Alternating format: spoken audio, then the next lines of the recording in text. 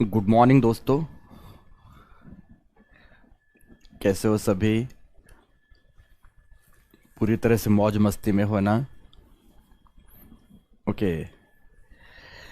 मौज मस्तियों के साथ साथ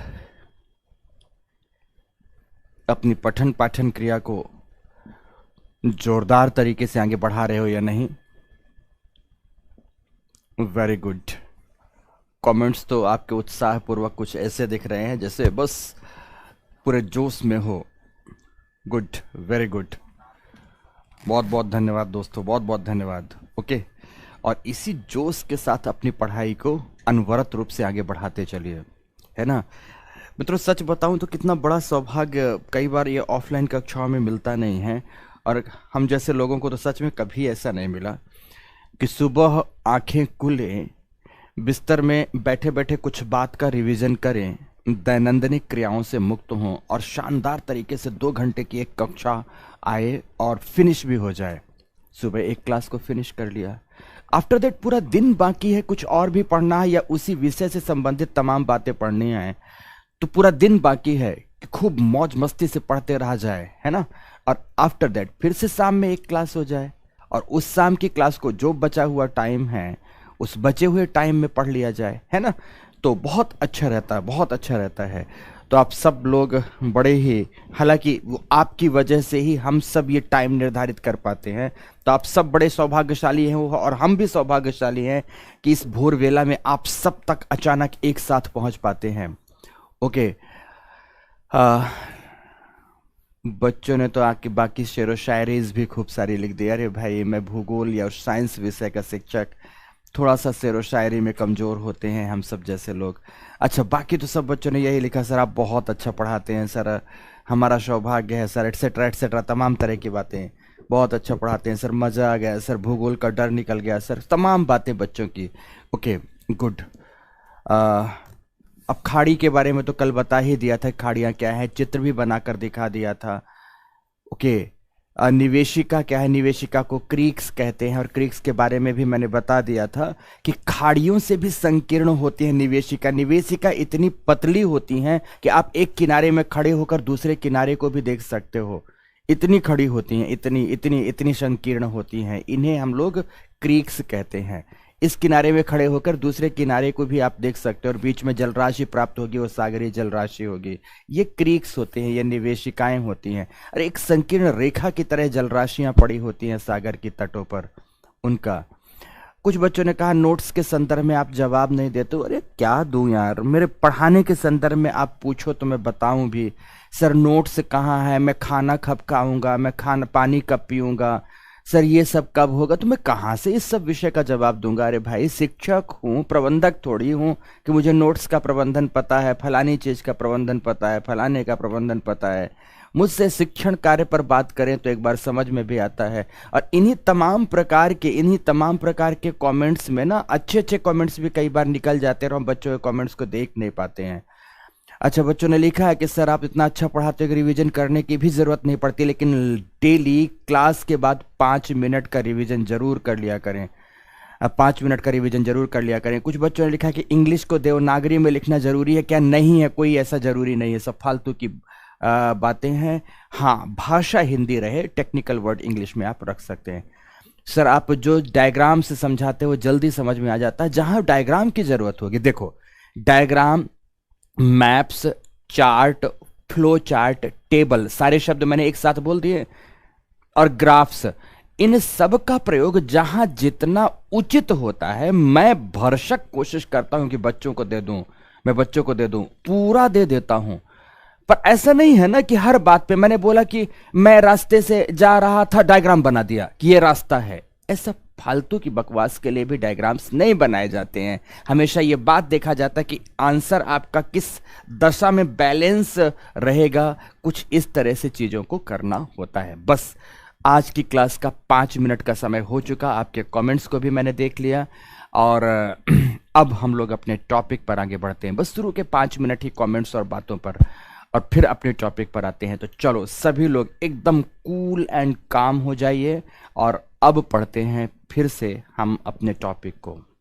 देखो, कल की कक्षा में अगर आप सब याद कर पा रहे हो तो हमने जोनिंग ऑफ द ओशन के अंतर्गत, याद होगा आपको टॉपिक, कि हमने जोनिंग ऑफ द ओशन के अंतर्गत टॉपिक यह था हमारा, और आज भी वही टॉपिक है, जोनिंग ऑफ द ओशन।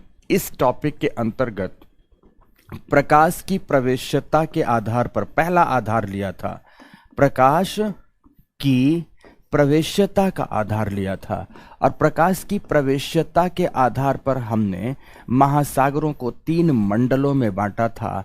एक को बताया था कि प्रकाशित मंडल कहते हैं, दूसरे को बताया था कि विसरण मंडल कहते हैं, और तीसरे को बताया था कि अप्रकाशित मंडल कहते हैं, अप्रकाशित मंडल कहते हैं। इन 3 मंडलों में पढ़ाया बताया था और इन तीनों की विशेषताएं भी समझाई थी। ठीक है ना। IAS आकाश कुमार ने लिखा, हिंदी के भारी शब्द भी समझा दिया करें सर। कुछ हिंदी का भारी शब्द नहीं होता मेरे प्यारे दोस्त, हिंदी का उपयुक्त शब्द होता है, और उस उपयुक्त शब्द को पढ़ना आरंभ करो, उस उपयुक्त शब्द को एक्सेप्ट करना आरंभ करो। देखो 2 ही चीजें होती हैं, या कि कुआं प्यासे के पास पहुंच जाए, या कि प्यासे को कुएं के पास आना पड़ेगा। तो 2 ही तरीके हैं। पठन पाठन की क्रिया में एक इस समय पर नई विडंबना पैदा कर दी गई है कि कुआं प्यासे के पास पहुंच रही है, इसीलिए रिजल्ट्स नहीं आते हैं। दोस्तों, अगर आपको अच्छा आंसर राइटिंग करना है, आपको यूपीएससी का एग्जाम देना है, तो शब्दों की एप्रोप्रिएसी का ध्यान रखना होगा। देखो, हमारी बाकी शिक्षक कम्युनिटीज में भी बात बनती है और बात होती है, डेली बातें होती हैं। मैं शिक्षकों से बोलता हूं कि आप अपनी इस भाषा को रुचिकर कैसे बना देते हो, तो बोलते हैं कि हम उस शब्द का प्रयोग ही नहीं करते हैं जिसका प्रयोग किया जाना चाहिए। ये लो, शिक्षक बोल देते हैं कि हम उस शब्द का प्रयोग ही नहीं करते जिसका किया जाना चाहिए। अरे हम करेंगे, खामखा का बच्चा मेरा क्रिटिक हो जाएगा, हमको क्या जरूरत है बच्चे को क्रिटिक बनाने में। लेकिन मेरी अपनी आदत में यह है मित्रों कि मैं बताऊंगा तो वही, मैं बोलूंगा तो वही, जिसकी आपको आवश्यकता है मैं वही करूंगा। अब हाँ, अब ये मेरा निर्दोष व्यवहार अगर आपको बुरा लगता है तो क्षमा चाहता हूं दोस्तों, आपका बड़ा भाई होने के बावजूद और आपका शिक्षक होने के बावजूद भी क्षमा चाहता हूं। ये निर्दोष व्यवहार जिसमें मैं इतना क्लैरिटी से बोलता हूं कि मैं बोलूंगा वही, क्योंकि सच बताऊं मेरी भी भाषा ये कभी नहीं थी, लेकिन बड़ी मेहनत से, अथक मेहनत से, जब यूपीएससी के बार बार मेंस लिखने के मौके मिले, इंटरव्यू देने के मौके मिले, तब मैंने बड़ी मेहनत से इस भाषा को ऑप्ट किया है। और फिर जब आपको पढ़ाना शुरू किया तो मुझे लगा कि बच्चों को वो एप्रोप्रिएसी देना चाहिए। तो अब उस मेहनत से जब हम वहां तक पहुंच गए और आपको वहां पहुंचाना चाहते हैं तो आपको भी तकलीफ नहीं होना चाहिए। कई जगह बीमारियों में कुछ कड़वे दवाइयों के घूंट पिलाने पड़ते हैं, तो कुछ कड़वे घूंट पी लो मित्रों, आपका स्वास्थ्य ठीक हो जाएगा। बस इतनी ही बात है। तो आज हम लोग अब क्या पढ़ेंगे, तो आज दूसरा आधार पढ़ेंगे, और दूसरा आधार हमारा क्या होता है, कल ही मैंने बता दिया था कि महासागरों का जैव पारिस्थितिक विभाजन पढ़ेंगे। लिखें सभी, महासागरों का जैव पारिस्थितिक विभाजन। क्लास में याद करवा दूंगा, क्लास में बहुत महत्वपूर्ण, पीटी और मेंस दोनों की दृष्टिकोण से बहुत बहुत बहुत महत्वपूर्ण। आज शायद मैं 2 बातें पढ़ा पाऊंगा और दोनों बहुत महत्वपूर्ण हैं, दोनों बहुत महत्वपूर्ण हैं। जैव पारिस्थितिक विभाजन, ये करना है हमें। क्लियर। अब देखो, थोड़ी देर के लिए आप कुछ भी नहीं लिखोगे, बस मेरी बातें सुनोगे, मैं कुछ बातें समझाता हूं उसे समझोगे, और आफ्टर दैट एक एक शब्द मैं आपको लिखाऊंगा, उसे जाकर लिखना। जैव पारिस्थितिक विभाजन की दृष्टिकोण से महासागरीय जलराशियों को हम कितने भागों में बांटेंगे, शब्द सारे के सारे इंग्लिश में सुनेंगे और इंग्लिश में याद रखें। कैसे? जैसे इसे मैं पूछूं, ये दिखाया मैंने कि ये क्या है, जैसे मैंने दिखाया तो बोलोगे सर ये पेन है। एक भी बच्चा इसे कलम नहीं बोलता, क्यों? क्योंकि मैंने बचपन से आपको मैंने या आपको सभी लोगों ने बचपन से बताया कि इसे पेन कहते हैं। बच्चे नाम इसका कलम जानते हैं सने कि नहीं जानते हैं, लेकिन पेन कहते हैं। और पेन लिखना भी होता है तो आप या कि PEN लिखेंगे या कि पेन लिखेंगे। यूपीएससी को दोनों चीजें एक्सेप्ट होती हैं। यूपीएससी कभी नहीं चाहता कि इस पेन जैसे चर्चित शब्द के लिए आप हिंदी का शब्द लिखें। दूसरा एक प्रमाण देता हूं। जैव पारिस्थितिक विभाजन में सागर के संदर्भ में जब भी प्रश्न चाहे प्रीलिम्स में पूछा हो चाहे मेंस में पूछा हो, दोस्तों हमेशा इंग्लिश शब्द को ही देवनागरी में लिख कर दिया है, हिंदी का शब्द ही नहीं लिखा। जब इंग्लिश शब्द को ही देवनागरी में लिखा, हिंदी का शब्द ही नहीं लिखा, तो इसका मतलब है कि वो आपसे इसका ट्रांसलेशन चाहता भी नहीं है। जबरदस्ती का खामखा का आप उसके हिंदी अनुवाद में पड़े रहते हो। तो इसमें से सारे के सारे शब्द आपको इंग्लिश में याद करने हैं। 4-5 शब्द हैं, बस उनको याद करना है और क्लास के साथ साथ याद हो जाएगा। बताता हूं मैंने। तो नंबर 1 पहला क्या है? पहला आता है इसमें लिटोरल जोन। कौन सा जोन आता है? Littoral zone. कहां अवस्थित है सब समझाऊंगा। दूसरा आता है नेरेटिक जोन। तीसरा आता है बेथिल या बेंथिक जोन। बेथिल भी बोलते हैं और बेंथिक जोन भी कहते हैं। तो चौथे नंबर पर आता है एबिसल जोन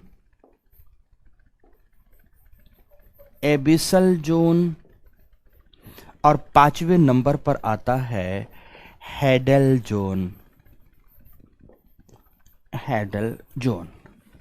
सागरीय जल को, माना कि ये सागर है, सागरीय जल को गहराई के अनुसार जैव पारिस्थितिक दशाओं के आधार पर हम इतने वर्गों में बांटते हैं। उंगलियों में जल्दी से याद करो। पहला लिटोरल जोन, दूसरा नेरेटिक जोन, तीसरा बेंथिक या बेथिल जोन, चौथा एबिशल जोन, 5वां हैडल जोन। एक अभी 6वां भी पैलेजिक जोन बताऊंगा, पर पहले इतने ही याद करो। Littoral, neritic, benthic, abyssal and hadal zone. इतने प्रकार के मंडल पाए जाते हैं। अब ये मंडल हैं कहां, कैसे? अब इनको मैं चित्र बनाकर दिखाता हूं। देखो, मैं एक बना हुआ चित्र भी आपके लिए लाया हूं। देखो कैसे, वो ये है बना हुआ चित्र, कुछ ऐसा है। देखो यहां पर ध्यान से बने हुए चित्र में देखना। इसके बाद वाला ये चित्र ले लेता हूं। इसमें सबसे पहला दिया है। अगर आप देखोगे, फर्स्ट दिया है लिटोरल जोन के बारे में। This one is littoral zone. फिर दूसरा यह नेरेटिक जोन के बारे में दिया, this one is neritic zone. फिर तीसरा ये बेथिल या बेंथिक जोन के बारे में दिया, इसे बेंथिक भी लिखा है यहां पर। फिर यहां देखो एबिशल जोन के बारे में लिखा है, फिर ये हेडल जोन के बारे में लिखा है और सबकी गहराइयां लिखी हैं। जैसे ये 6000 मीटर की गहराई जो लिखी है, 6000 मीटर की गहराई, इसके ऊपर के एबिशल जोन और हेडल जोन को एक दूसरे से अलग कर देती है। तो यहां पर देखो ये 4000 मीटर की गहराई लिखी है। 4000 मीटर की गहराई जो एबिशल जोन है और बेथिल जोन है उसे एक दूसरे से पृथक कर देती है। फिर यहां देखो आप, ये गहराई लिखी है, तो इस तरह से यहां पर गहराइयां लिखी हुई हैं। यहां पर 200 मीटर की गहराई लिखी हुई है। तो सारी की सारी गहराइयां लिखी हुई हैं। गहराइयों के आधार पर हम इस तली क्षेत्र को बेसिकली इन 5 भागों में बांटते हैं। देखो, जब सागर की बात होती, बच्चे कंफ्यूज कहां पर होते, पहले कंफ्यूजन दूर कर देता हूं, तब मैं आगे बढ़ाता हूं। बच्चों ने लिखा जूम कर दीजिए। जूम करने से पिक्सल फटता है। जब मैं चित्र बनाऊंगा तो वो ज्यादा क्लैरिटी में आ जाएगा। सागरीय जल क्षेत्र में हमेशा एक बात ध्यान रखना कि जो इधर की ओर आपको ब्लू कलर से दिख रहा है ये पानी है, और इधर की ओर जो ब्राउन कलर से दिख रहा है ये स्थल खंड है। क्योंकि सागर में भी तो तली पाई जाती है ना, ऐसा तो नहीं कि सागर में तली नहीं होगा। तो जो तली का भाग होता है उसे हम बेंथिक जोन कहते हैं। फिर से ध्यान रखना, जो तली का भाग होता है, बॉटम का भाग होता है, उसे हम बेंथिक जोन कहते हैं, और जो सागर का भाग होता है उसे पैलेजिक जोन कहते हैं। अर्थात सागरीय जलराशियों को जैव पारिस्थितिकीय दृष्टिकोण से सर्वप्रथम दो भागों में बांटते हैं। एक भाग आता है बेंथिक जोन, एक भाग आता है बेंथिक जोन, तो दूसरा भाग आता है पैलेजिक जोन। क्या आता है? पैलेजिक जोन आता है। दो भागों में बांटते हैं। और ये जो बेंथिक जोन है, बेंथिक का मतलब अगर हिंदी में देखोगे तो इसे कहते हैं नितलस्त मंडल।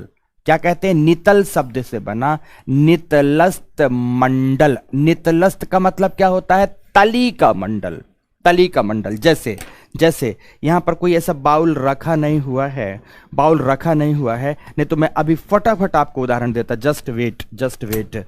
कोई कटोरा है क्या? कटोरा अपने पास लेके आओ एक बार मेरे पास। जस्ट आपको समझाता हूं दोस्तों, जस्ट समझाता हूं। जस्ट वेट, दे दो।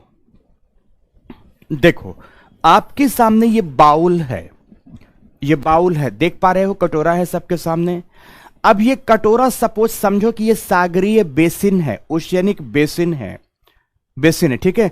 और इस बाउल को चलो मैं पानी से भी भर देता हूं। ये लो, मैंने पानी से भरा यहां पर इस कटोरे में। अब ये ट्रांसपेरेंट होता तो पानी दिखता आपको, पर ट्रांसपेरेंट नहीं है तो पानी नहीं दिखेगा। बट इसमें पानी है दोस्तों, पानी से भरा हुआ है। ओके, देखो पानी है कि नहीं, मैं प्रमाण देता हूं। दिस वन है ना पानी, उसका प्रमाण। ओके, अब पानी से भरा है, तो अब इस पानी के संदर्भ में, इस कटोरे के संदर्भ में दो चीजें हो गई। एक तो कटोरे, जो ये कटोरा था, जो ये कटोरा है मित्रों, जिस भी मेटल का बना हुआ है, इस कटोरे के तली का हिस्सा हो गया और एक इसका पानी का हिस्सा हो गया। तो एक पानी का जो हिस्सा है, उस पानी के हिस्से को गहराई के साथ हम लोग पैलेजिक जोन कहते हैं। यहां मैंने लिखा है पैलेजिक जोन। और जो कटोरे के ये तली का हिस्सा है, कटोरे वाला हिस्सा जो आपको दिख रहा है इस किनारे से, जो पहले हल्का सा मुड़ा है, फिर ज्यादा तेजी से मुड़ा है, फिर कम तेजी से मुड़ा है, और फिर नीचे जाकर पूरी तरह से फ्लैट हो गया है, नीचे जाकर पूरी तरह से फ्लैट हो गया है। यही कटोरे के तली का जो हिस्सा है दोस्तों, ये तली का हिस्सा क्या कहलाता है? ये बेसिकली बेंथिक जोन कहलाता है। तो सागरीय जल क्षेत्रों को सर्वप्रथम जैव पारिस्थितिकीय दृष्टिकोण से दो भागों में विभाजित करते हैं। कितने भागों में विभाजित करते हैं? दो भागों में विभाजित करते हैं। और अब यहां पर मैं विभाजित कर रहा हूं, ध्यान से देखना कैसे कैसे दो भागों में विभाजित कर रहे हैं। हम यहां पर इकोलॉजिकल जोनिंग कर रहे हैं। तो यहां सपोज हमने हेडिंग दे दिया इकोलॉजिकल जोनिंग। अब इकोलॉजिकल जोनिंग में बायो इकोलॉजिकल जोनिंग शब्द भी जोड़ सकते हो, जैव पारिस्थितिक विभाजन।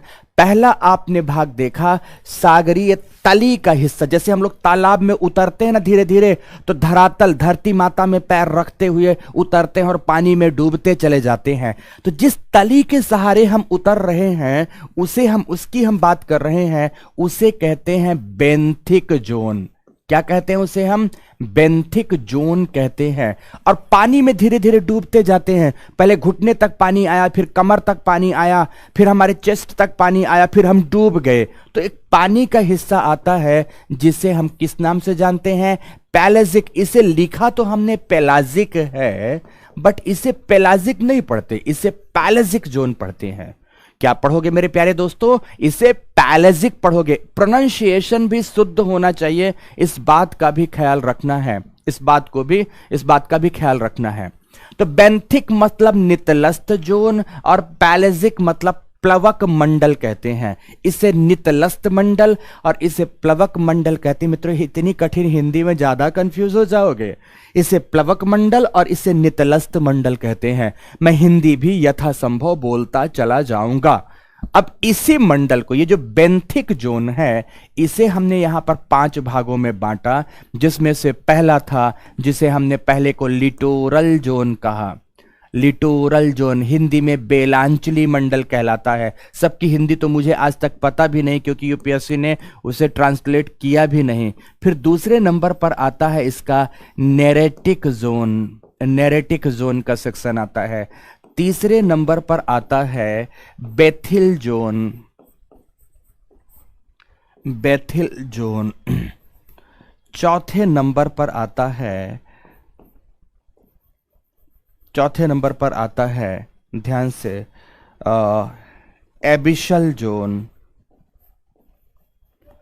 एबिशल जोन आता है। और पांचवें नंबर पर आता है हैडल जोन,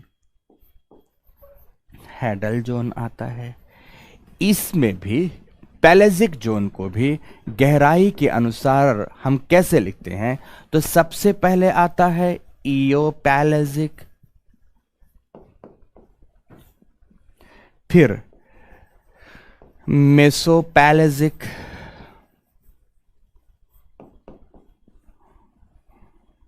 फिर बैथीपैलेजिक,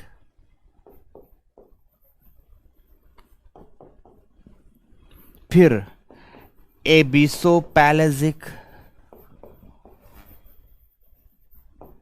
एबिसोपैलेजिक, पैलेजिक, फिर हैडल पैलेजिक,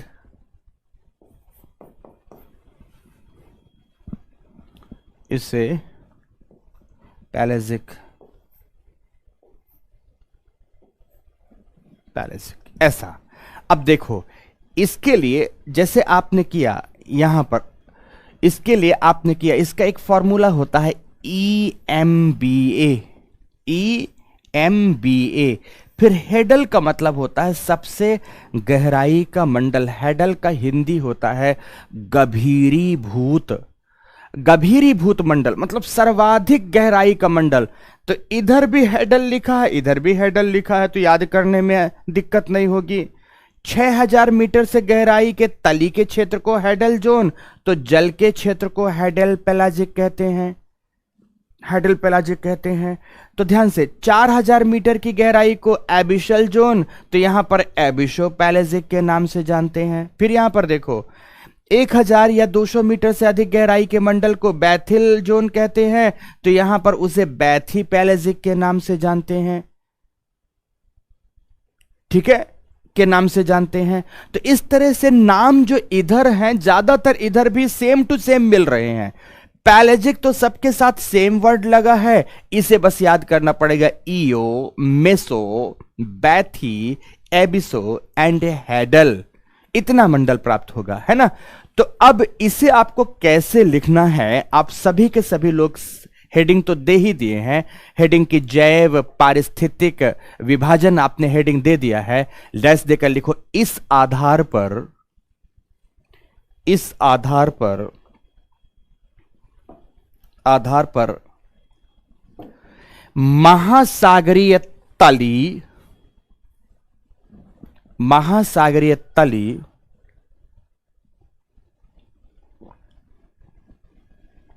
तली एवं सागरीय जलराशि, अरे डायग्राम मैं बनवाऊंगा यार, पेशेंस ही नहीं है, धैर्य ही नहीं है, अद्भुत बच्चे हो भाई। मैंने क्या बताया, सागरीय तली एवं जल क्षेत्र को, जल क्षेत्र को, जल क्षेत्र को निम्नलिखित भागों में, निम्नलिखित भागों में विभाजित करते हैं, विभाजित करते हैं, करते हैं। अब निम्नलिखित भागों में विभाजित करते हैं में से, अब ये फ्लो चार्ट बनाओगे सभी के सभी। पैलेजिक की स्पेलिंग बार बार वही, PELAGIC, हर जगह वही स्पेलिंग। अब ये फ्लो चार्ट बनाओ, इसको फ्लो चार्ट कहते हैं। उत्तर लेखन का डाइवर्सिफिकेशन कुछ ऐसा ही होता है कि आपको तरह तरह से लिखना होगा।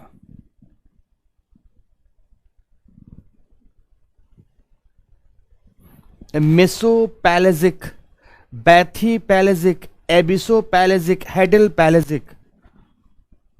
यहां पर littoral zone, neritic zone, bathyal zone, abyssal zone और hadal zone, hadal zone, side लिख लो। कुछ बच्चों ने पूछा जिनका ऑप्शनल है उन्हें पढ़ना चाहिए कि नहीं। अगर ऑप्शनल की क्लास मेरे साथ है तो नहीं पढ़ेंगे तब भी चलेगा, क्योंकि ऑप्शनल में तो मैं ये सारी बातें पढ़ाऊंगा भी। लेकिन ऑप्शनल की क्लास अगर किसी और कहीं और जगह है तो ध्यान रखना, वो सब इतना डिटेल से आपको कभी नहीं पढ़ाते और कहीं नहीं पढ़ोगे। पूरे के पूरे भारतवर्ष में लोगों के नोट्स उठाकर देख लेना। मैं इसलिए बोलता हूं कि मेरी क्लास अगर है, मेरे साथ ऑप्शनल में हो तो कोई दिक्कत नहीं, छोड़ सकते हो जीएस की क्लास, बट नहीं हो तो आपको पढ़ लेना चाहिए। बन गया सभी का, सभी ने लिख लिया, ओके वेरी गुड। बच्चों ने मुझे मैसेज भी दे दिया। अब ध्यान से, मैं चित्र जो बनाता हूं वो आपको ड्रॉ करना है, बट एक एक करके पूरे चित्र को पहले ध्यान से समझना है। एक एक करके ध्यान से पूरे चित्र को समझना है, आफ्टर दैट चीजें बनेंगी, नहीं तो गड़बड़ हो जाएगा, मजा खत्म हो जाएगा। और वो मजा यहां आने जा रहा है जिसे मैं क्लास के साथ याद करा रहा हूं, ठीक है, क्लास के साथ। माना कि, ध्यान से मित्रों, माना कि ये एक सागरीय तली का हिस्सा है, सागरीय तली का हिस्सा है जिसे आप यहां दिखाने जा रहे हो।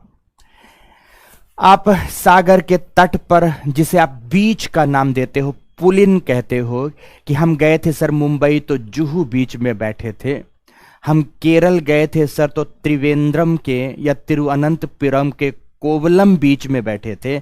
आप मुझसे बताते हो सर मैं चेन्नई गया था तो मरीना बीच में बैठा था, मैं जगन्नाथपुरी गया था तो पुरी बीच में बैठा हुआ था। जो आप बीचेज की कहानी बताते हो ना कि सर मैं बीचेज में, अच्छा कोई बात नहीं, जब आप समंदर या सागर क्षेत्र को देखते हो ना, तो जो तटों पर चंद्र वस्त्र धारणी नायिकाओं को रेत में लेटे हुए देखते हो ना, उसी रेत क्षेत्र को बीच कहते हैं। और उसी की कहानी से शुरू करना है मुझे। ना के बराबर वस्त्रों को पहने हुए लोगों को इधर उधर भ्रमण करते हुए जिस जगह पर देखते हो कि रेत ही रेत है, उसको मैं कह रहा हूं अभी थोड़ी देर के लिए तट।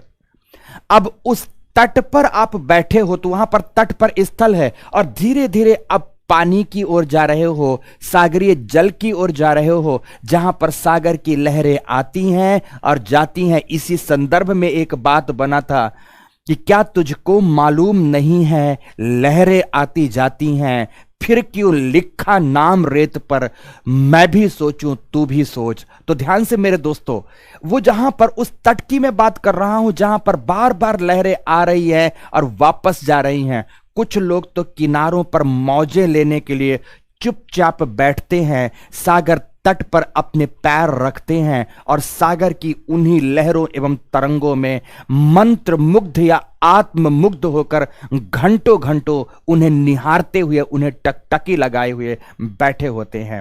मैं उसी बीचेज की बात कर रहा हूं, उसी बीचेज की बात कर रहा हूं। उस बीच से धीरे धीरे आप सागरीय जल में डूबते जा रहे हो। यह सागरीय जल का डूबता हुआ प्रारंभिक हिस्सा है। डूबता हुआ सागरीय जल क्षेत्र जो तली का हिस्सा, तो पहले तो बहुत मंद ढाल प्राप्त होता है, फिर उसके बाद आपको पता होना चाहिए कि तीव्र ढाल आता है। आप देखते नहीं हो क्योंकि आप यहां तक नहीं पहुंच सकते, इस गहराई तक, पर प्राप्त होता है।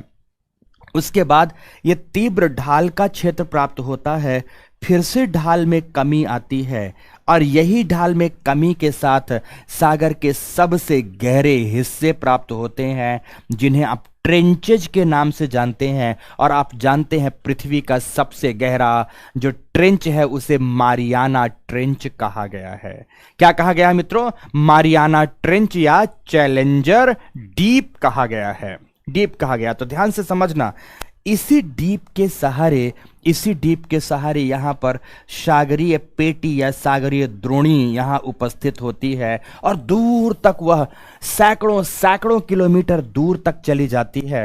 तो इधर का जो हिस्सा है, इस हिस्से को जो देख रहे हो, ये स्थल का हिस्सा है जो सागरीय जल में डूबा हुआ है। ये स्थल का हिस्सा है दोस्तों, जो सागरीय जल में डूबा हुआ, जिसे मैंने सफेद रंग से बनाया हुआ है।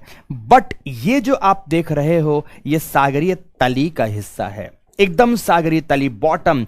जैसे हमने इस कटोरे का एग्जाम्पल दिया, अब इस पानी को कहां फेंकूं, जस्ट वेट, मैं इसका सदुपयोग कर देता हूं, जस्ट वेट दोस्तों। जैसे जैसे ध्यान से, अब ये कटोरा आपको दिखा, ये कटोरे के इस किनारे की जहां तक बात की जाए तो ये डूबता हुआ किनारा है। फिर ये जो मैंने ब्लू कलर से बनाया है, तो ये कटोरे की तली का हिस्सा, ये बॉटम का हिस्सा। सपोज ऐसा कटोरा रखा हुआ है, तो कटोरे के एक तरफ के अनुप्रस्थ काट को आप दिखा रहे हो, अनुप्रस्थ काट को आप दिखा रहे हो। क्लियर हो रहा कि नहीं? चलो अब ध्यान से सुनना, अब यहां पर चीजों को ध्यान से सुनना। बेसिकली अब इसमें जल की गहराई अगर देखी जाए, यहां पर देखना, माना कि जल की औसत गहराई ये प्राप्त होती है, और ध्यान रखना महासागरीय जल की औसत गहराई को हम लोग सी लेवल के नाम से जानते हैं, सागर तल के नाम से जानते हैं। चलो आओ एक और घटना को समझो। सागर के संदर्भ में परिभाषा में ही मैंने आपको समझाई थी कि सागरीय जल क्षेत्रों में ज्वार भाटा आते हैं कि नहीं? और ज्वार के बारे में कभी तो हाई टाइड होता है तो कभी लो टाइड होता है। मतलब ये सागर तल हमेशा यहां पर नहीं होता। जब हाई टाइड होता है तो सागर तल ये आगे की ओर बढ़ता हुआ सपोज यहां तक पहुंच गया हाई टाइड के समय। मैंने यहां पर लिख भी दिया HT का मतलब हाई टाइड हो गया, कि हाई टाइड के समय औसत रूप से सागरीय जलतल तट की ओर आगे बढ़ता हुआ यहां तक पहुंचा। तो लो टाइड के समय पीछे हटता हुआ दोस्तों सपोज यह यहां तक पहुंच गया। लो टाइड के समय पीछे हटता हुआ सपोज यहां तक पहुंच गया। तो this one is low tide. कभी भी कोई आपसे पूछे कि सागर तल की ऊंचाई कितनी मानी जाती है, तो आपको जवाब देना है कि सागर तल की ऊंचाई औसत रूप से हमेशा 0 मानी जाती है। इसीलिए किसी भी स्थान पे ऊंचाई का मापन और किसी भी स्थान पर गहराई का मापन सागर तल से किया जाता है, जिसकी ऊंचाई को हम 0 मानते हैं। भारत में यह 0 औसत ऊंचाई का बिंदु चेन्नई के समीप मरीना बीच में अवस्थित है, जिसे डेटम लाइन के नाम से पुकारते हैं। डेटम लाइन कौन सी लाइन होती है? DATUM, जिसे कुछ लोग डाटुम भी बोलते हैं। डेटम लाइन वह रेखा है, वह 0 ऊंचाई की रेखा है जिसके आधार पर पृथ्वी में किसी भी बिंदु की ऊंचाई तथा गहराई का मापन किया जाता है।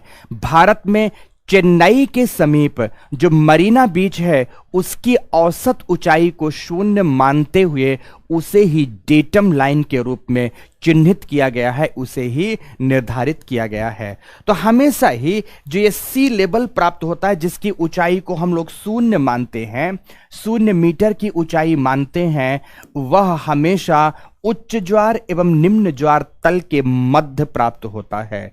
उच्च ज्वार एवं निम्न ज्वार तल के बीच की जो माध्य रेखा होती है, सपोज 1 मीटर ऊंचाई तक उच्च ज्वार प्राप्त हुआ तो 1 मीटर गहराई तक निम्न ज्वार प्राप्त हुआ, तो इन दोनों के मध्य की जो माध्य रेखा होगी उसे ही हम किस नाम से जानते हैं? 0 मीटर की ऊंचाई की रेखा या सी लेवल के नाम से जानते हैं। तो अब ध्यान से समझना, ये जो पहला जोन होता है जिसे आपने अपनी कॉपी में लिखा है, पहला जोन की लिटोरल जोन कौन सा है, तो अब मैं यहां पर समझाता हूं आपका। हाई टाइड के समय जल जहां तक पहुंचा और लो टाइड के समय जल जहां तक पहुंचा। हाई टाइड के समय आगे बढ़ता हुआ पहुंचा और लो टाइड के समय पीछे बढ़ता हुआ गया। ध्यान रखना, एक ही बार समझाऊंगा बट इतनी क्लैरिटी से समझाऊंगा कि पानी साफ पानी की तरह क्लियर होगा। नहीं सुनोगे तो जिम्मेदारी मित्रों आपकी होगी। फिर से बोलता हूं, अभी मैंने समझाया कि ये सी लेवल क्या होता है, शून्य ऊंचाई की रेखा कैसे निर्धारित करते हैं। तो उच्च ज्वार एवं निम्न ज्वार तल के मध्य की रेखा होती है या माध्य रेखा होती है। तो अब बात आती है व्हाट इज लिटोरल जोन। तो ध्यान से, हाई टाइड के समय तट में यहां तक पानी पहुंचा, तो लो टाइड के समय तट में जल केवल यहां तक प्राप्त होता है, यहां तक प्राप्त होता है। तो दोस्तों ध्यान से, इस किनारे से लेकर हाई टाइड वाले किनारे से लेकर लो टाइड वाले किनारे का मध्य का जो ये तटीय क्षेत्र होता है, फिर से हाई टाइड वाले किनारे से लेकर लो टाइड वाले किनारे तक का जो ये तटीय क्षेत्र होता है, इसे ही हम पहला मंडल या लिटोरल जोन के नाम से जानते हैं। किसके नाम से जानते हैं? लिटोरल जोन के नाम से जानते हैं। तो अभी चित्र नहीं बनाएंगे, नीचे सभी के सभी लोग अपनी कॉपी में हेडिंग डालेंगे, लिखें littoral zone, littoral zone. Dash देकर लिटोरल जोन बेलांचली मंडल के बारे में लिखें। यह सागर तटों पर अवस्थित, यह सागर तटों पर अवस्थित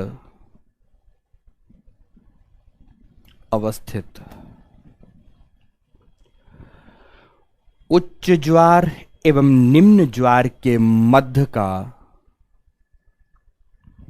उच्च ज्वार एवं निम्न ज्वार के मध्य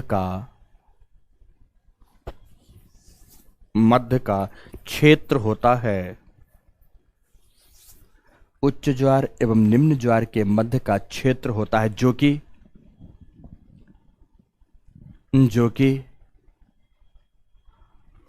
उच्च ज्वार के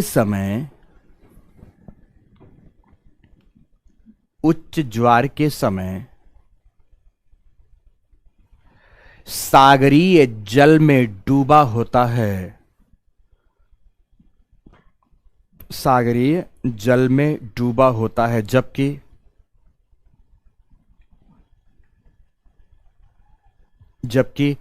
निम्न ज्वार के समय,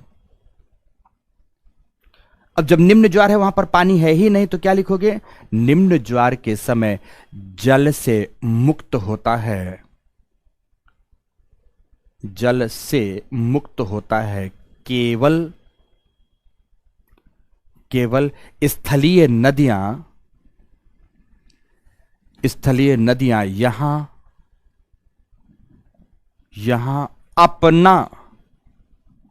यहां अपना स्वच्छ जल विसर्जित। अब इन सब के लिए, विसर्जित के लिए भी मेरे पास सरल शब्द है, पर नहीं, यही शब्द लिखना है, यहां अपना स्वच्छ जल। अब स्वच्छ की जगह साफ पानी लिखा सकता हूं, लेकिन ना, स्वच्छ जल लिखना है। स्वच्छ जल विसर्जित कर रही होती हैं, स्वच्छ जल विसर्जित कर रही होती हैं। पूर्ण विराम। अब इसकी विशेषता क्या होगी? अब आपने अभी केवल इसका परिचय लिखा है कि ये कौन सा क्षेत्र है, अब इसकी विशेषता क्या होगी? तो पैराग्राफ चेंज करते हुए इसकी विशेषता में लिखेंगे। क्या विशेषता में लिखेंगे? ध्यान से मेरी बात सुनेंगे, फिर लिखेंगे। अद्भुत और गजब की बात सुनाने जा रहा हूं मित्रों। ये एक ऐसा क्षेत्र है जहां पर जल में भी पाया जाने वाला जीवन उपस्थित रहेगा और स्थल में भी पाया जाने वाला जीवन उपस्थित रहेगा। जंतुओं में ऐसा जीव जो जल में भी जीवित रहता है और स्थल में भी जीवित रहता है, उसे उभयचर वर्ग कहते हैं। जैसे मेढक पाया जाएगा यहां पर, जैसे यहां पर कछुआ पाया जाएगा, जैसे यहां पर तटीय मगरमच्छ पाए जाएंगे, उभयचर वर्ग एम्फीबियंस पाए जाएंगे। क्यों? क्योंकि एक समय पर यहां पर पानी रहता है तो एक समय पर पानी से मुक्त क्षेत्र रहता है, तो यहां पर उभयचर वर्ग पाए जाएंगे। पहली बात तो यह विशेषता हुई। अब दूसरी बात देखो, जब हाई टाइड का समय होगा तो यहां पर लवणीय जल होगा, और लवणीय जल में पनपने वाली या विकसित होने वाली वनस्पतियों को बेसिकली हम लोग लवणोद्भिद कहते हैं। लवणोद्भिद को इंग्लिश में हैलोफाइट्स कहते हैं। और आप लोग इंग्लिश शब्द लिखोगे और इंग्लिश शब्द याद करोगे, लवणोद्भिद वनस्पतियां यहां विकसित होती हैं। लवणोद्भिद का मतलब होता है वैसी वनस्पतियां जो लवणीय जल में विकसित हो रही हैं, तो लवणोद्भिद वनस्पतियां होंगी। और जिस समय पर यह जल से मुक्त हो जाता है, नदियां यहां अपना स्वच्छ जल उड़ेल रहती हैं, तो नदियों के स्वच्छ जल में जो पनपने वाली वनस्पतियां होती हैं उन्हें जलोद्भिद कहते हैं, अर्थात हाइड्रोफाइट्स कहते हैं। तो जो वनस्पतियां होंगी यहां दोनों भी प्रकार की होंगी, हाइड्रोफाइट्स भी होंगी और हैलोफाइट्स भी होंगी। और इन दोनों प्रकार की वनस्पतियों के समूह को यहां पर ध्यान से देखेंगे, जो मैं अब करने जा रहा हूं, यह इन दोनों प्रकार के वनस्पतियों के समूह को जो इन तटों में पाई जाती हैं उन्हें हम मैंग्रोव वेजिटेशन, मैंग्रोव वनस्पतियां कहते हैं। कौन सा वन कहते हैं? मैंग्रोव वन या गरान वनस्पति, कक्ष वनस्पति, अनूप वनस्पति, कई नामों से जानते, बट आपको इंग्लिश में एक ही नाम याद करना है, मैंग्रोव वेजिटेशन पाया जाता है। सागर तटों पर यहीं पर मैंग्रोव वेजिटेशन पाया जाता है, जहां पर जीवों की प्रचुरता, सर्वाधिक जैव विविधता की प्राप्ति होती है। तटों पर सर्वाधिक जैव विविधता यहां पर पाई जाती है मित्रों। अब जैसे सुंदरबन का डेल्टा क्षेत्र, शानदार जवाब लिखा है बच्चों ने। यस सर, हम लोग जानते हैं मैंग्रोव वनों को। वेरी गुड, बहुत बहुत अच्छा। सुंदरबन डेल्टा क्षेत्र में विकसित मैंग्रोव वन क्षेत्र दुनिया का सबसे बड़ा मैंग्रोव वन क्षेत्र है। वाह मेरे प्यारे दोस्तों, आप सभी के सभी जानते हो। मजा आ गया मुझे, अब तो पढ़ाने में भी मजा आएगा। इसी तरह इंटरेस्ट जाहिर करते रहो। तो अब यही बात लिखाना है विशेषता में। लिखो यहां लवणीय जल में विकसित, यहां लवणीय जल में विकसित लिखता हूं यहां पर हैलोफाइट्स,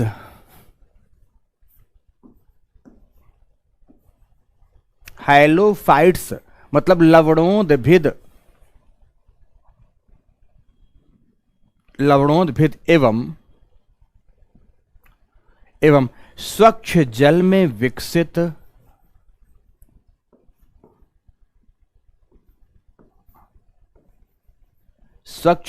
विकसित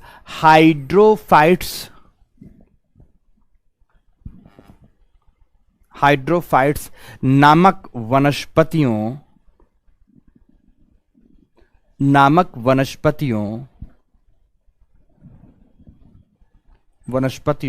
से युक्त सघन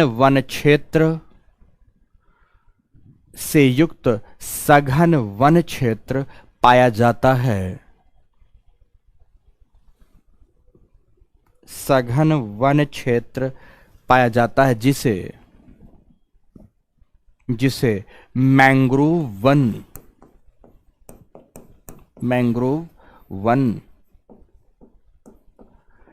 फॉरेस्ट कहा जाता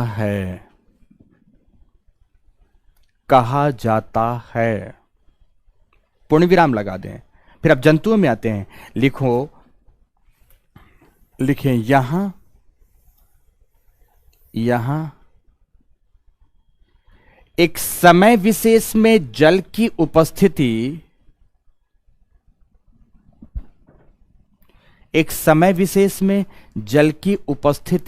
तथा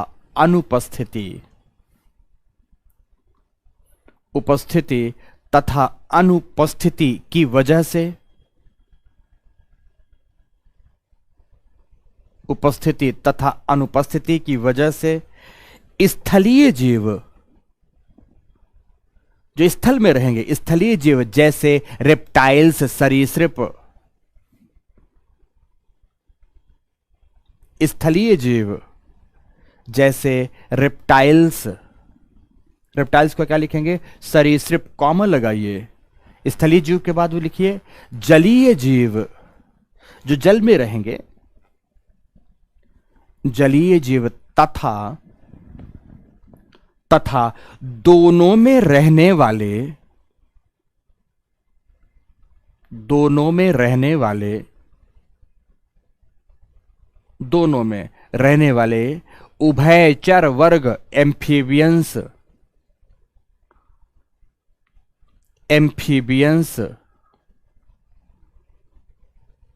भी पाए जाते हैं, भी पाए जाते हैं। पूर्ण विराम, फिर पैरा चेंज करते हुए अभी लक्षण और विशेषताओं में ही लिखिएगा। लिखिए यह क्षेत्र, यह क्षेत्र महाद्वीपीय एवं सागरीय, यह क्षेत्र महाद्वीपीय एवं सागरीय, सागरीय पारिस्थितिक तंत्रों के मध्य का, महाद्वीपीय एवं सागरीय पारिस्थितिक तंत्रों के मध्य का, मध्य का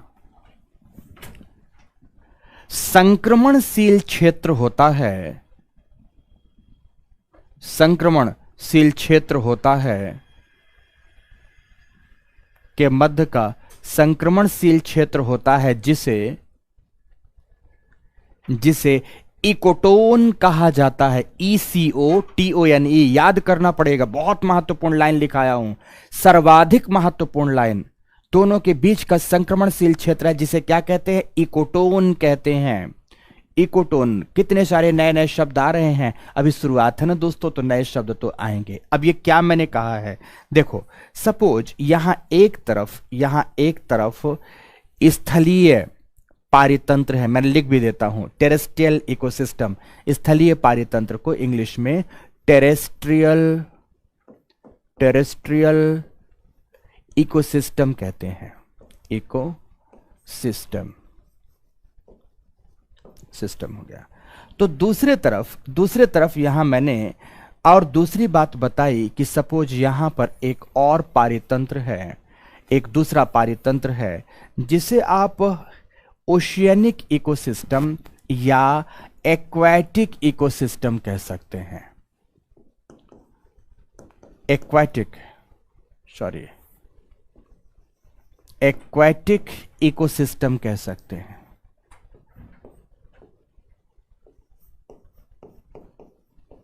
ठीक है, एक तरफ स्थलीय पारितंत्र है तो एक तरफ जलीय पारितंत्र है। अब इन स्थलीय एवं जलीय पारितंत्रों के मध्य का, ये जो दोनों के मध्य का ये ट्रांजिशनल जोन है, ये ट्रांजिशनल जोन है, जो कभी तो स्थल की भांति होता है और कभी जल की भांति होता है। इस संक्रमणशील पेटी को ही किस नाम से जानते हैं? इसे ही इकोटोन कहते हैं। संक्रामिका इसे हिंदी में कहा जाता है। इकोटोन को क्या कहते हैं? संक्रामिका, संक्रामिका कहते हैं। तो ये संक्रामिका का क्षेत्र है,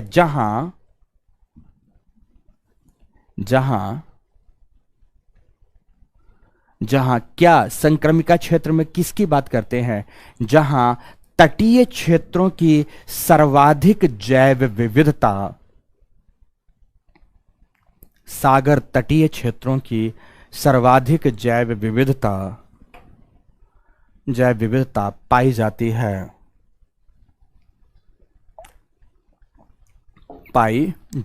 है, पूर्ण विराम, पूर्ण विराम। इस चित्र को भी बनाना है। जितना भी मैं छोटा छोटा ग्राफ्स एंड फिगर्स बनाता जा रहा हूं ना, सबको बनाएंगे। ये आपके समझ के लिए भी बहुत अच्छा है और आपके मार्क्स ऑब्टेन करने के लिए भी बहुत अच्छा है। ठीक है, क्लियर हो गया मेरी बात? तो इस तरह से मैंने पहली बात समझाई कि ये पहला क्षेत्र है। इतना समझाना था मित्रों, इसलिए मैंने कहा था कि ध्यान से समझते हुए सारी बात लिखना। बहुत महत्वपूर्ण टॉपिक आज आपका पढ़ा रहा हूं, यहां से कई कई बार प्रश्न पूछे गए हैं। तो सबसे पहला आपने जाना कि क्या है लिटोरल जोन और इसकी विशेषताएं क्या हैं। आपने अभी केवल पहली बात जानी है, पहली बात जानी। अब दूसरी बात को ध्यान से सुनना है। पहली बात आपने सीखी थी कि लिटोरल जोन है, तो दूसरी बात है नैरेटिक जोन। क्या सुना है आपने दूसरी बात को? नैरेटिक जोन होता है। तो ये नैरेटिक जोन कहां पर है, इसको कैसे जानोगे? तो ध्यान से देखना, ये था आपका लो टाइड लाइन, और ध्यान से सी लेवल से 200 मीटर की गहराई पर पहुंचो। ये सी लेवल है ना, तो सी लेवल से 200 मीटर की गहराई। चलो यहां पर मैं इसे लाइन को कुछ ऐसा कर देता हूं, ये लाइन ऐसा कर देता हूं। यहां कितनी गहराई आपको मिली? सपोज ये 0 मीटर की गहराई थी, 0 मीटर की गहराई थी, तो ये 200 मीटर की गहराई हो गई। फिर से मैं बोलता हूं, 0 मीटर की गहराई जिसे आपने सी लेवल कहा था, तो सी लेवल से 200 मीटर की गहराई तक का जो तटीय क्षेत्र होता है, फिर से बोल रहा हूं, सी लेवल से 200 मीटर की गहराई तक का जो तटीय क्षेत्र होता है, इस तटीय क्षेत्र को ही, यहां 2 नंबर में लिख दे रहा हूं, इस तटीय क्षेत्र को ही नैरेटिक जोन कहा जाता है। क्या कहते हैं इसे? नैरेटिक जोन कहते हैं, नैरेटिक जोन कहते हैं। समझ में आ गया मेरी बात की नहीं? यहां पर सागरीय जल जीव तैरते हुए पाए जाते हैं, इसीलिए हिंदी में इसे तरणक मंडल कहते हैं। हिंदी कठिन है, तैरने की वजह से तरणक मंडल भी कहा जाता है, तरणक मंडल भी कहते हैं इसे।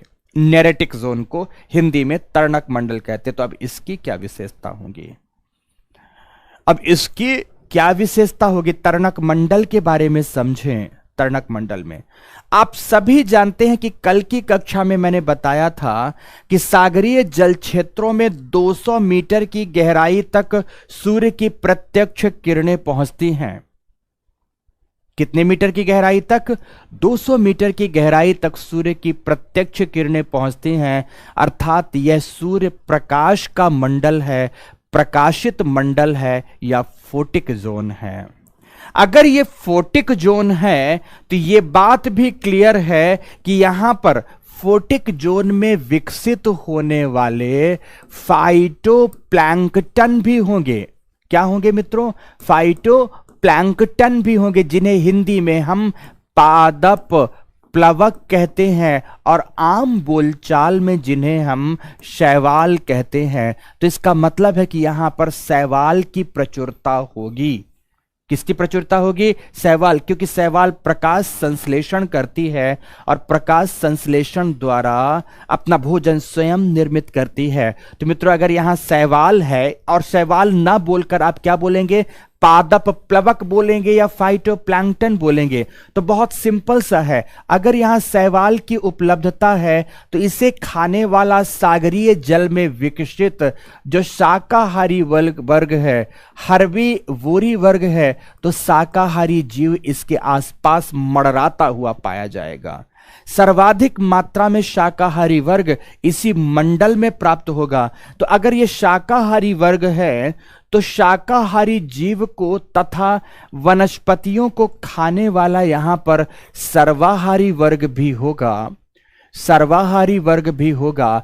इन्हें खाने वाला, इन जीवों को खाने वाला यहां पर सागरीय जल का मांसाहारी वर्ग भी होगा, और इस मांसाहारी को भी खाने वाला उच्च मांसाहारी वर्ग होगा। कौन होगा?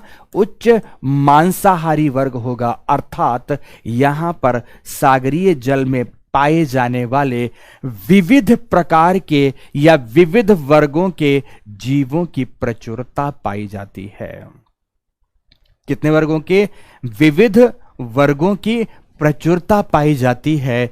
इसीलिए सागरीय जल क्षेत्रों की, जल की बात कर रहा हूं क्योंकि ये तो दोनों के बीच का संक्रमणशील क्षेत्र था, और अब केवल जल क्षेत्र में अगर आ जाएं तो सागरीय जल क्षेत्रों की सर्वाधिक जैव विविधता इसी नैरेटिक जोन में पाई जाती है। आपने मित्रों नाम सुना होगा प्रवाल भित्तियों का। सुना या नहीं सुना है?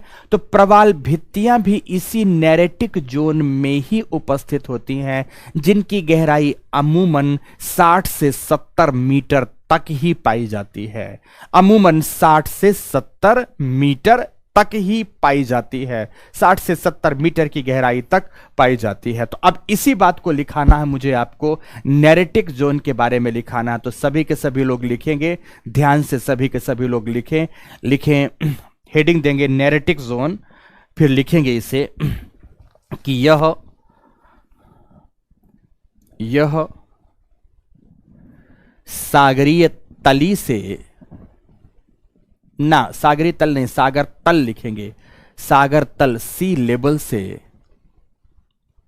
तली की जगह तल शब्द लिखेंगे, सी लेवल से 200 मीटर की गहराई,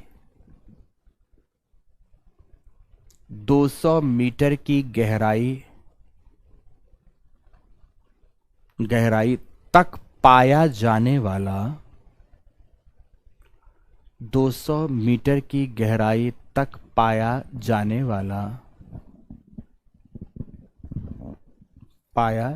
वाला तट के समीप का जल मंडल है, तट के समीप का जल मंडल है,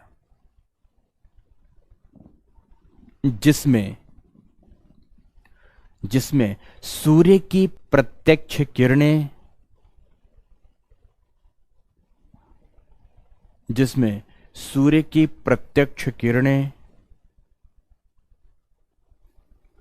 उपस्थित रहती हैं।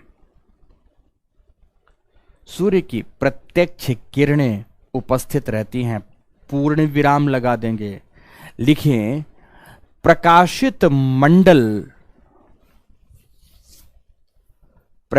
मंडल विशेषता में पहुंच रहे हैं।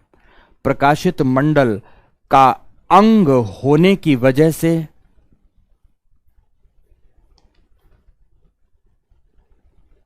प्रकाशित मंडल का अंग होने की वजह से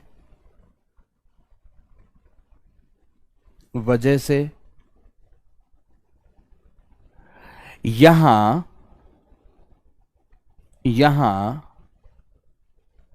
प्रचुर मात्रा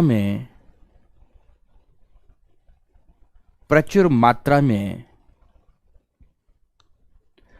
पादप प्लवक, ब्रैकेट लिख देंगे, शैवाल पाई जाती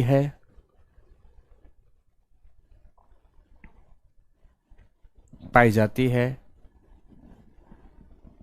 जो कि आहार श्रृंखला, खाद्य श्रृंखला आप लोगों ने पढ़ा होगा बचपन में कभी, आहार श्रृंखला की महत्वपूर्ण कड़ी है, जो कि आहार श्रृंखला की महत्वपूर्ण कड़ी है, जिस पर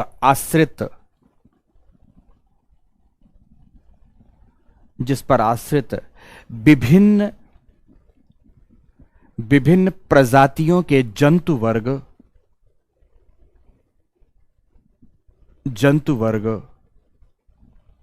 ब्रैकेट में लिखेंगे शाकाहारी, सर्वाहारी, मांसाहारी, उच्च मांसाहारी, शाकाहारी, सर्वाहारी, मांसाहारी, उच्च मांसाहारी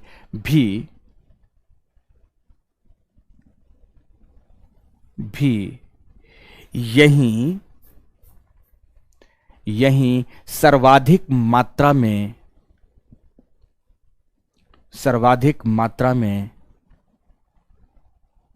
विचरण करते हैं, घूमते रहते हैं, सर्वाधिक मात्रा में विचरण करते हैं। पूर्ण विराम लगाकर पैरा चेंज करके लिखेंगे,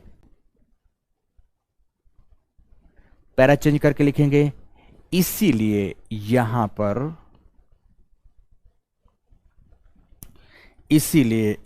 पर सागरीय जल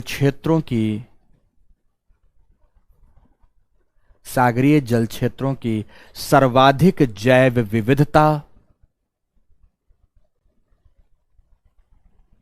सर्वाधिक जैव विविधता एवं जैव द्रव्यमान, कल बताया था व्हाट इज बायोमास, एवं जैव द्रव्यमान द्रव्यमान उपस्थित रहती है। सर्वाधिक जैव विविधता एवं जैव द्रव्यमान उपस्थित रहती है, पूर्ण विराम लगाकर प्रवाल भित्तियां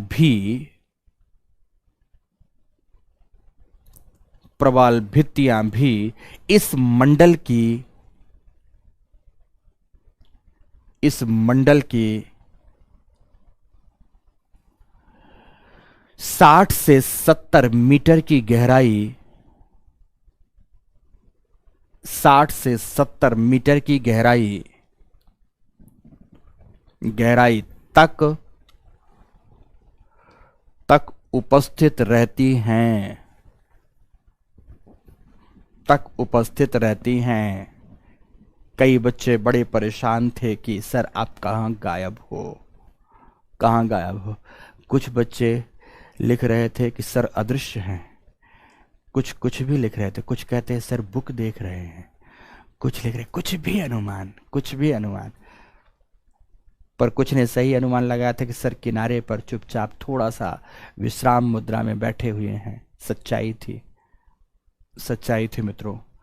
सच बताऊं तो सुबह आपकी इस लगभग 8:30 बजे से क्लास शुरू होती है, तो शाम को ठीक 8:30 बजे तक क्लास है।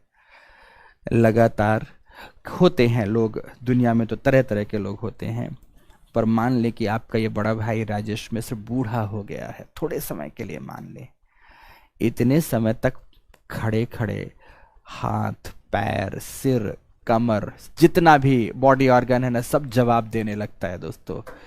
तो लगता है अब जब समझा ही दिया बच्चों को, 2 मिनट अगर इस कुर्सी माता की शरण में जा सकते तो चले गए, है ना, चले गए।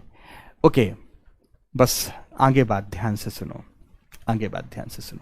आपने अभी इस दूसरे मंडल की बात की देखी है, और ये दूसरे मंडल पे आपने पढ़ा कि यह प्रकाशित मंडल का क्षेत्र है, इसीलिए यहां पर प्रकाशित मंडल वाली तमाम विशेषताएं पाई जाती हैं। अब आगे ध्यान से सुनना, गड़बड़ मत करना दोस्तों जो आगे बताने जा रहे हैं। मैंने क्या बताया था कि जो ये सागर तली का हिस्सा होता है ना, ये सागर तली का हिस्सा, जहां तक पूरी तली की बात करोगे, ये कहलाता है बेंथिक जोन, जैसे मैंने आपको इन चित्रों में दिखाया था।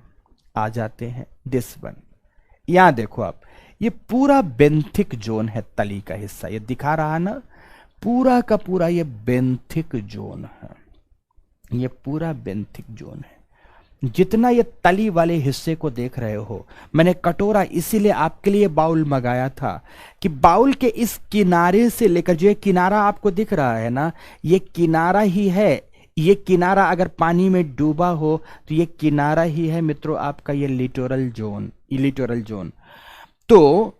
तो ध्यान रखो, यहां से लेकर सागर की तली, मतलब ये बॉटम तक का सारा भाग ये बेंथिक जोन है, BENTHIC, बेंथिक जोन कहलाता है। और बेंथिक जोन में सपोज ध्यान से, यहां पर इसकी गहराई 200 मीटर इसने इस चित्र में दिखाया है कि सपोज यहां पर ये गहराई 200 मीटर की है, तो 200 मीटर की गहराई से लेकर, अब दूसरी बात यहां पर समझाने जा रहे हैं और ध्यान से समझना, 200 मीटर की इस गहराई से लेकर तली का जो ये हिस्सा कहां तक अवस्थित है, 4000 मीटर की गहराई तक।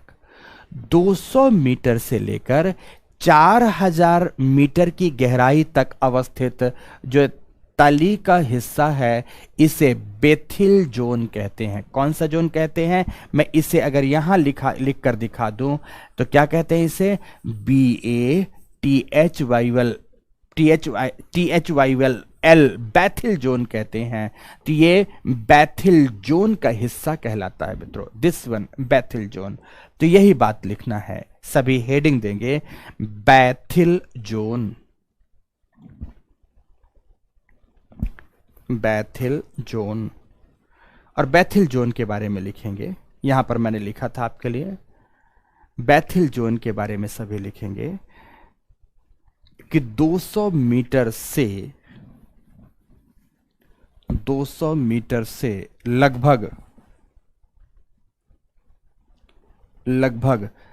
4000 मीटर, लगभग 4000 मीटर की गहराई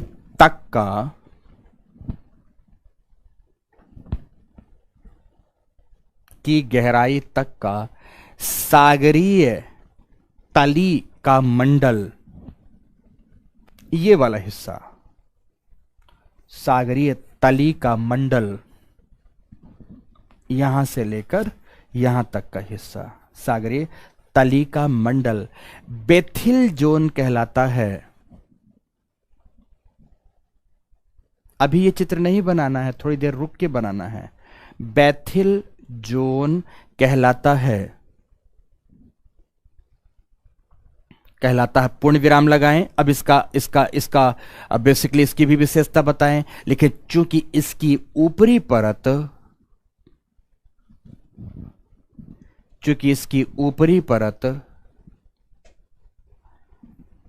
परत डायस्फोटिक जोन विसरण मंडल के अंतर्गत आती है। डायस्फोटिक जोन विसरण मंडल के अंतर्गत आती है,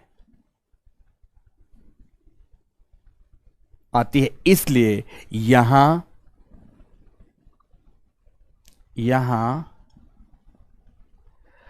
गहरे एवं छिछले जल में, छिछले मतलब जहां पानी कम गहराई वाला हो, गहरा मतलब जहां अधिक गहराई वाला हो, गहरे एवं छिछले जल में प्रवास करने वाले जंतुओं के साथ साथ, गहरे एवं छिछले जल में प्रवास करने वाले जंतुओं के साथ साथ धुंधले प्रकाश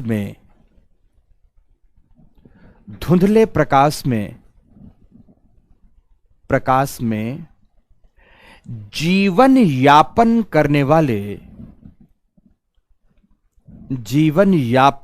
वाले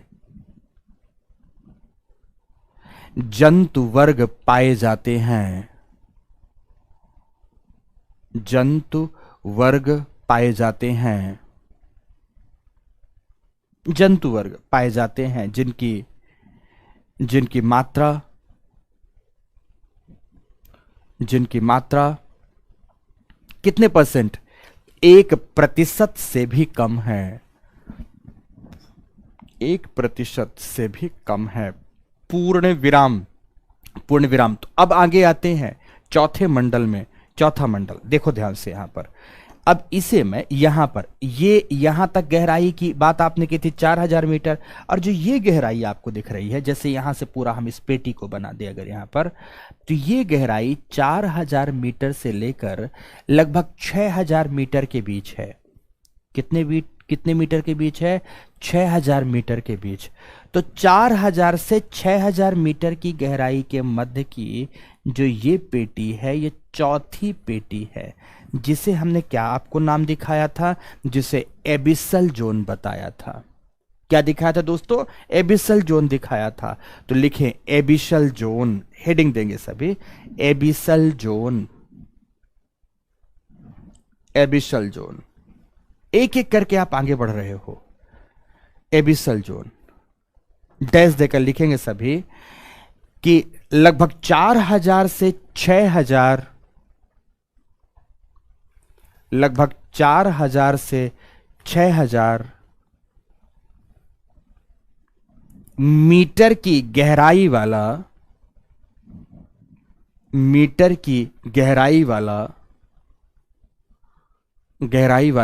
सागर तली का मंडल,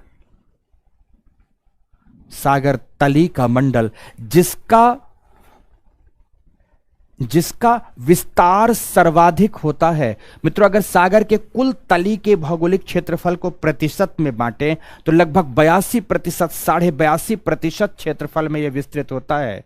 तो जिसका विस्तार सागरीय तली में सर्वाधिक होता है, दूर दूर तक फैला होगा। ध्यान रखना, यह पूरा का पूरा क्षेत्र इसी के अंतर्गत आ जाता है। यह पूरा का पूरा क्षेत्र इसी के अंतर्गत आ जाता है।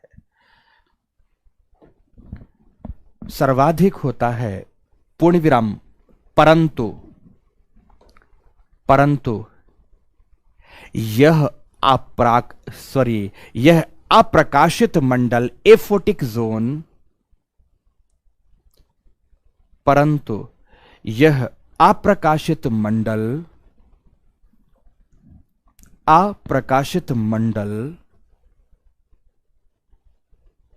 का अंग है। यहां पर सूर्य का प्रकाश नहीं है, इसलिए यहां केवल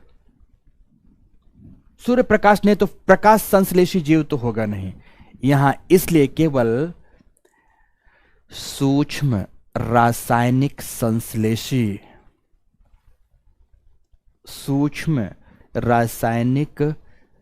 संश्लेषी बैक्टीरिया आदि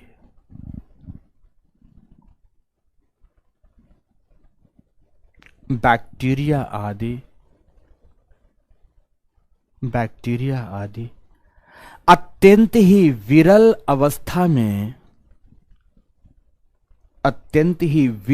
अवस्था में, एकदम ना के बराबर मात्रा में मित्रों, अत्यंत ही विरल दशा में पाए जाते हैं।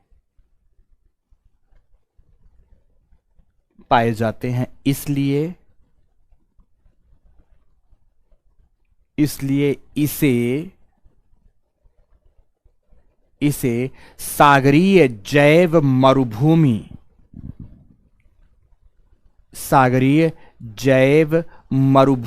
का दर्जा प्रदान किया गया है। जैव मरुभूमि है एकदम, जहां जीव है ही नहीं, मरुभूमि का दर्जा प्रदान किया गया है। पूर्ण विराम। अब एक बात और है, मेरा मन कहता है दोस्तों समझा दूं। एक लाइन आप लोगों ने कभी पढ़ा होगा ना, मैथिली शरण गुप्त की शायद लाइनें थी कि तन समर्पित, मन समर्पित और यह जीवन समर्पित। चाहता हूं देश की धरती तुझे कुछ और भी दूं। तो मेरे तरफ से दोस्तों तन समर्पित, मन समर्पित और यह जीवन समर्पित चाहता हूं मेरे प्यारे दोस्तों, तुम्हें कुछ और भी दूं, कुछ और देने के क्रम में एक बात और समझाना चाहता हूं, नहीं तो मन में कचोट रह जाएगी।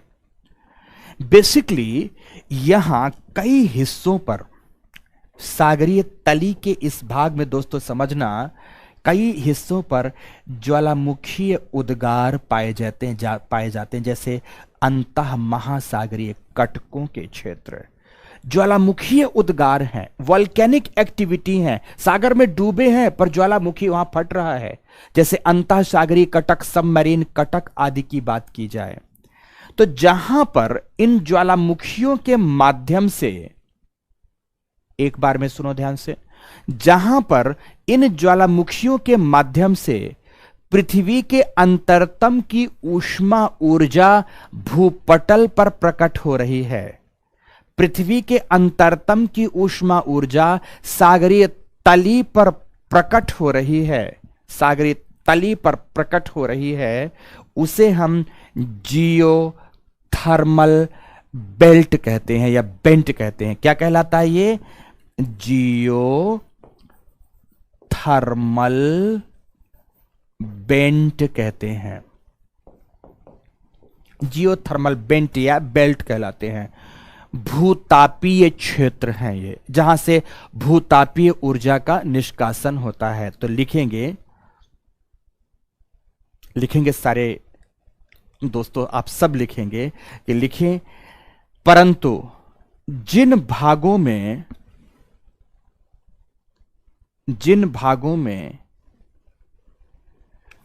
भूतापीय ऊर्जा का निष्कासन, भूतापीय ऊर्जा का निष्कासन हो रहा होता है वहां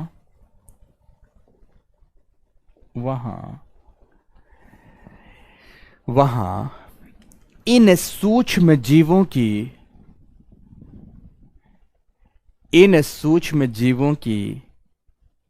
बैक्टीरिया होगा, इन सूक्ष्म जीवों की सापेक्षिक प्रचुरता पाई जाती है। मतलब सापेक्षिक रूप से वहां अधिक होंगे, सापेक्षिक प्रचुरता पाई जाती है।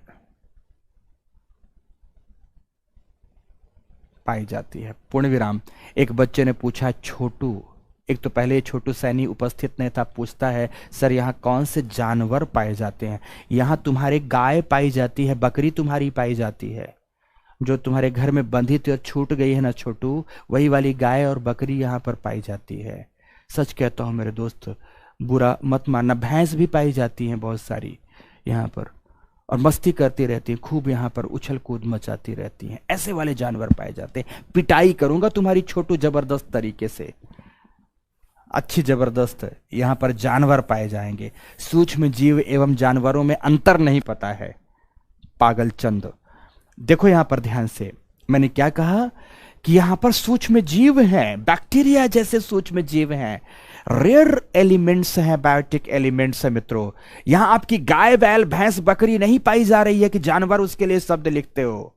मतलब हद कर रहे हो यार, हद होती है। अब इससे ज्यादा हद की बात मैं क्या बोलूं। माइक्रो ऑर्गेनिज्म है यहां पर मेरे प्यारे मित्र, माइक्रो ऑर्गेनिज्म है, और वो भी जो कीमोथिंसेसिस करता है, रासायनिक संश्लेषण करता है। हद यार। ओके, कोई बात नहीं, तो ये फिनिश हुआ। कुछ बच्चों ने पूछा है सर यहाँ पर क्या वॉल्केनो पाए जाते हैं? हाँ, यहाँ पर वॉल्केनोज वगैरह होता है। छोटू सैनी ने लिखा सर मगरमच्छ तो होगा ना? मगरमच्छ इतनी गहराई पे नहीं होता छोटू। नहीं खाएगा क्या? ओके, कुछ बच्चों ने तो मजे भी ले लिया कि छोटू की बैक्टीरिया गाय पाई जाती है। अब आप सबको पिटाई होगी। चलो यहां आओ। अब ऐसे प्रश्न करोगे तो देखो डांटूंगा तो हो ही। दो बात का अधिकार रखता हूं, एक तो आप सबका बड़ा भाई हूं और दूसरा शिक्षक हूं, तो कान मरोड़ मरोड़ कर पीटूंगा भी, डांटूंगा भी, और मम्मी डैडी से भी पिटवाऊंगा कि देखो ये कैसी बदमाशियां करता है, क्लास में पढ़ता भी नहीं है। ओके, अब आप किसी और शिक्षक से पढ़ रहे हो मेरे प्यारे मित्रों, पढ़ा होगा आपने अब तक किसी से पढ़ा होगा, तो ये एक ऐसा दोस्त है आपका जो बड़ा भाई खुद बखुद बनकर बैठा है आपके सिर पर, और शिक्षक तो है ही, तो दोस्त भी हूं आपका, बड़ा भाई भी हूं और शिक्षक भी हूं। समझो कितना अधिकार रखता हूं। बाकी सब रखते होंगे या नहीं रखते होंगे मुझे नहीं पता, लेकिन मैं तो रखता हूं, और खामखा का नहीं, वास्तविकता में रखता हूं। किसी दिन चुपके से आप एड्रेस बस देना, घर पहुंच जाऊंगा, और फिर देखना क्या वहां पर तमाचे लगाऊंगा अगर सोते हुए पाया तो आपको। ओके, चलो आते हैं मित्रों, अब यहां पर आते हैं। चौथे मंडल को आपने लिखा, अब यहां पर हम किस मंडल की बात करेंगे? पांचवें मंडल की बात करेंगे। खैर एक क्लैरिटी दे दें, कुछ बच्चों ने लिखा डुगोंग वगैरह अंडमान निकोबार और मन्नार की खाड़ी में पाई जाती है। जितने जीवों का नाम जानते हो मित्रों, सब के सब ये नेरेटिक जोन में पाए जा रहे हैं। चाहे आप जिसको शिकाऊ कहते हैं डुगोंग, तो डुगोंग ये नेरेटिक जोन में सब 200 मीटर की गहराई तक है। उससे ज्यादा गहराई पर कोई भी जंतु नहीं है। कुछ विशिष्ट प्रकार की मछलियां आदि जरूर होती हैं जो गहरे और छिछले जल में माइग्रेट करती रहती हैं, प्रवास करती रहती हैं, बट वो भी कितना, अधिकतम 1000 मीटर की गहराई तक जाती हैं, और आप 4 से 6000 मीटर की गहराई की बात कर रहे हो। आप 4 से 6000 मीटर की गहराई की बात कर रहे हो, और इस गहराई पर जाकर आप इसकी चर्चा करो कि यहां पर कौन सा जानवर है। कोई जानवर नहीं है। मैंने लिखा है जैव मरुभूमि क्षेत्र है पूरा का पूरा, यहां जानवर नहीं होता। फिर कुछ लोग पूछने लगना सर यहां कौन सा जंगल पाया जाता है। ओके, तो मैं पिटाई नहीं करूंगा तो और क्या करूंगा फिर, है ना?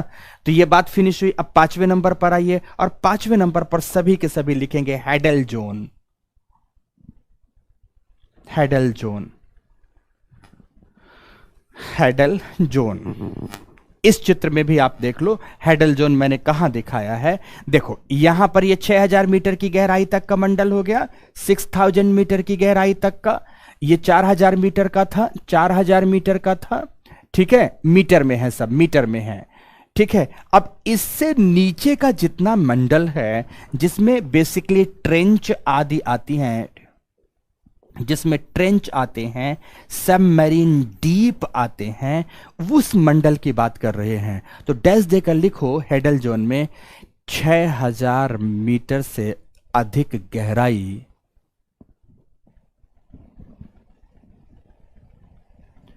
6000 मीटर से अधिक गहराई, गहराई का सागरीय तली का हिस्सा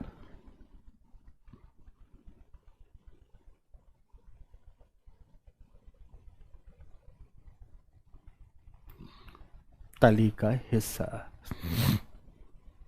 6000 मीटर से अधिक गहराई के तली का हिस्सा जहां अत्यधिक जल दाब, इतना ऊपर के मोटे तक, इतना ऊंचाई का जल का दाब लग रहा है, अत्यधिक जल दाब, कॉमा लगाएं, कॉमा लगाएं। तापमान कैसा है? निम्न जल ताप, पानी बहुत ठंडा है यहां पर, अत्यधिक जल दाब, निम्न जल ताप एवं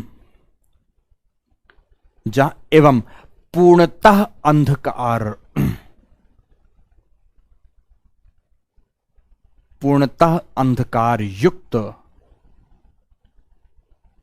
युक्त स्थितियां रहती हैं,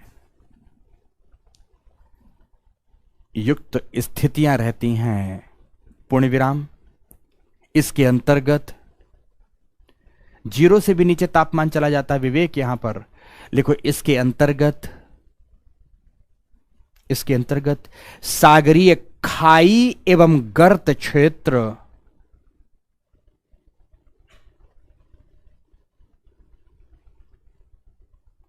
सागरीय खाई एवं गर्त क्षेत्र आते हैं, जहां सूक्ष्म जीवों की मात्रा भी, जहां सूक्ष्म जीवों की मात्रा भी ना के बराबर होती है, सूक्ष्म जीवों की मात्रा भी ना के बराबर होती है, पूर्ण विराम, पूर्ण विराम। तो एक तरफ से पहला था लिटोरल जोन, याद करो, दूसरा था नेरेटिक जोन, तीसरा था बैथिल जोन, चौथा था एबिसल जोन, पांचवा था हेडल जोन। सारे जोन समाप्त। तो अब इधर की ओर आओ, इधर की ओर आओ, और इसमें आकर क्या देखोगे, ध्यान से, इसमें आकर अब देखो पैलेजिक जोन को देखो। तो सभी के सभी हेडिंग देंगे पैलेजिक जोन, पैलेजिक जोन, हिंदी में बोलते हैं इसे प्लवक मंडल। क्या बोलते हैं, फटाफट थोड़ा स्पीड बढ़ाएंगे, प्लवक मंडल। लिखें यह सागरीय तली से बाहर का, यह सागरीय तली से बाहर का, देखो ये वाला पूरा का पूरा जल का क्षेत्र, सागरीय तली से बाहर का खुला जल क्षेत्र होता है, ओपन वाटर जोन है। ये सब पूरा का पूरा जो खुला जल क्षेत्र है, पूरा का पूरा ये जो जल क्षेत्र है, ये पैलेजिक जोन है, खुला जल क्षेत्र होता है, क्षेत्र होता है जिसे गहराई के अनुसार, जिसे गहराई के अनुसार, गहराई के अनुसार निम्नलिखित 5 भागों में 5 भागों में विभाजित करते हैं, विभाजित करते हैं, निम्नलिखित 5 भागों में विभाजित करते हैं। नंबर वन इयोपैलेजिक, इयोपैलेजिक, यहां पर आपने लिखा है डैश देकर 200 मीटर की गहराई तक, 200 मीटर की गहराई तक। नंबर 2 मेसोपैलेजिक, मेसोपैलेजिक 1000 मीटर की गहराई तक, 1000 मीटर की गहराई तक। तो नंबर 3 बैथीपैलेजिक, बैथीपैलेजिक 4000 मीटर की गहराई तक, 4000 मीटर की गहराई तक। तो नंबर 5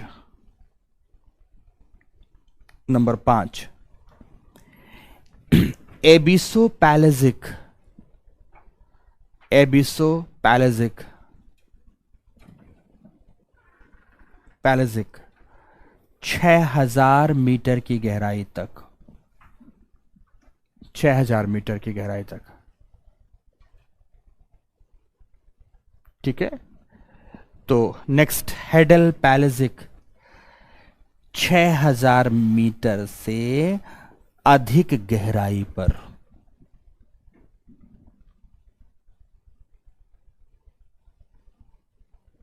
गहराई पर, अधिक गहराई पर। इन गहराइयों पर मित्रों बैक्टीरिया होगा, कुछ स्पंज आदि होंगी, हाइड्रा आदि होगा, बस वही सारे सूक्ष्म जीव पाए जाते हैं मित्रों, सूक्ष्म जीव पाए जाते हैं। तो ये गहराई है, ये गहराई है। तो इस तरह से महासागरों को मुख्य रूप से 2 जैव पारिस्थितिक क्षेत्रों में और दोनों को 5 जैव पारिस्थितिक क्षेत्रों में, ये मेरा अपना क्लासिफिकेशन है जो मैंने आपको दिया कि आपको किसी भी स्थिति में भूले ना। तो इस प्रकार से इसे विभाजित किया जाता है। इसी के साथ आज का यह टॉपिक समाप्त होता है। आई होप, मैं आशा करता हूं कि आप सभी लोगों को भली भांति प्रकार से पूरा टॉपिक समझ में भी आया होगा और याद भी हो गया होगा। और अब आप सबको ये चित्र बनाना है, ये चित्र बनाना है। इस चित्र में जो पैलेजिक वाला क्षेत्र है ऊपर की ओर, आप सभी लोग चाहो तो लिख सकते हो गहराई के अनुसार कि ऊपर जब आप लिखोगे तो ऊपर हो जाएगा आपका इयोपैलेजिक का क्षेत्र 200 मीटर की गहराई तक, फिर 1000 मीटर की गहराई तक मेसोपैलेजिक का क्षेत्र, MESO, मेसोपैलेजिक का क्षेत्र, फिर उसके बाद आपका आ जाएगा बैथीपैलेजिक का क्षेत्र, फिर उसके बाद आ जाएगा एबिसोपैलेजिक का क्षेत्र, एबिसोपैलेजिक का, और फिर आ जाएगा आपका हेडल पैलेजिक का क्षेत्र। गहराई के अनुसार चाहो तो आप इस चित्र को इस प्रकार बनाकर अपनी सारी बातों को समाप्त कर सकते हो। यह था महासागरों का जैव पारिस्थितिक विभाजन का चित्र। आज की इस कक्षा की समाप्ति भी मैं इसी के साथ करूंगा, इसी के साथ करूंगा। कहीं किसी भी तरह से संभवतः किसी भी बच्चे को दिक्कत नहीं आई होगी। आपके कमेंट्स भी मैं देख रहा हूँ, आपके कमेंट्स भी मैं देख रहा हूँ। मज़ा आ गया सर, बहुत मज़ा आया, धन्यवाद सर, थैंक यू, शुक्रिया सर। डिफरेंट कलर के पेन यूज़ कर सकते हैं, नहीं आप तो 1-2 कलर का करो sir. Please coupon code available करवा दीजिए, बात करेंगे संस्था से, कूपन कोड के लिए बात करेंगे, ठीक है ना, और जल्दी अवेलेबल हो जाएगा। आप सभी आराम से जल्दी में जल्दी ऑप्शनल की कक्षाओं को कर सकते हैं। सर आप बहुत अच्छा समझाते हैं, आपका बहुत बहुत धन्यवाद। स्पंज, हाइड्रा आदि यहीं पर, मतलब जो नीचे जो एबिसल जोन है, हेडल जोन है, यहाँ की बात मैं कर रहा था। इस गहराई पर बैक्टीरिया, स्पंज, हाइड्रा आदि ये सब पाए जाते हैं, मैंने इसकी बात की थी। सब कुछ समझ में आ गया सर। चित्र हाँ बनाना था, सभी बनाए, सभी के सभी चित्र बनाए, सब कुछ क्लियर है, एटसेट्रा एटसेट्रा। अरे कोई गलती नहीं थी छोटू, मेरे प्यारे भाई, मेरे प्यारे दोस्तों, कोई गलती नहीं थी। ऐसी कोई बात मत करो, थोड़ा सा आपके बहाने से ही सभी बच्चे मुस्कुरा लिए, हंस लिए, तो कौन सी बात है। ठीक है, चलो धन्यवाद। अब आज की इस कक्षा की समाप्ति करता हूं। इस चित्र को बना लीजिएगा, अभी नहीं बनाइए तो रिकॉर्डेड वीडियो के माध्यम से बना लीजिएगा। मिलते हैं कल पुनः सुबह 8:30 बजे, जिसमें मैं महासागरों का भू राजनैतिक विभाजन पढ़ाऊंगा कि किस तरह से हम महासागरों का क्षेत्रीकरण, internal water zone, territorial water zone, contiguous water zone, exclusive economic zone and high sea में करते हैं। धन्यवाद मेरे प्यारे दोस्तों, विदा लेता हूं, बहुत बहुत धन्यवाद।